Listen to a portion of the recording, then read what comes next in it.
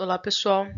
Espero que todos estejam bem. Nessa última parte, a gente vai tratar da sangria, que é a última parte, né, do abate. Então, na sangria, o animal morre pelo choque hipovolêmico, né? Então, todo o processo ele termina na sangria, né? A parte, inclusive, que a gente observa do bem-estar dos animais.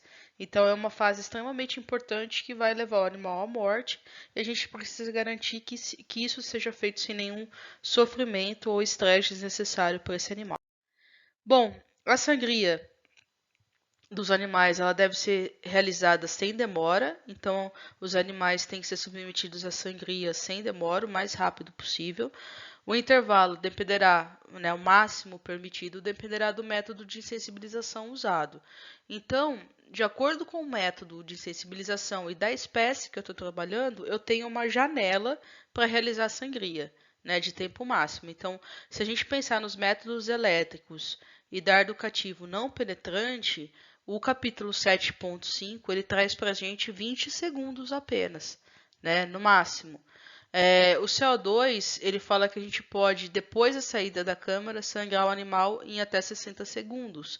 Então, quanto mais rápido, quanto mais fácil, na verdade, o retorno da consciência desse animal, mais rápido eu tenho que realizar a sangria, porque eu tenho que realizar a sangria e dar o tempo ainda para que esse animal tenha o choque hipovolêmico, né? Então é muito importante. O operador ele deverá observar, inspecionar e acessar, então, 3 pontos, os animais durante o processo de sangria. E se o animal retornar ou tiver qualquer sinal de recuperação da consciência, ele deve ser novamente sensibilizado. Então, vamos supor que a pessoa foi lá, o sangrador fez a sangria no bovino e ele identificou que esse animal recuperou a consciência antes de morrer pelo choque hipovolêmico. Ele vai lá e reinsensibiliza esse animal. Tá? Isso é extremamente importante e tem que ser levado em consideração para todas as espécies. E aí, no artigo 7.5.10, ele fala dentro, né, de métodos, procedimentos ou práticas que são inaceitáveis por razão de bem-estar.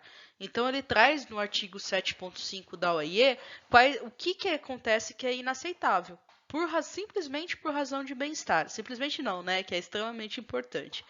Os métodos de contenção por eletroimobilização, ou por imobilização mediante a lesão, como fratura das patas, corte de tendões das patas, corte da medula óssea, provocam no animal dor aguda e estresse. Esses métodos são inaceitáveis com qualquer espécie, tá?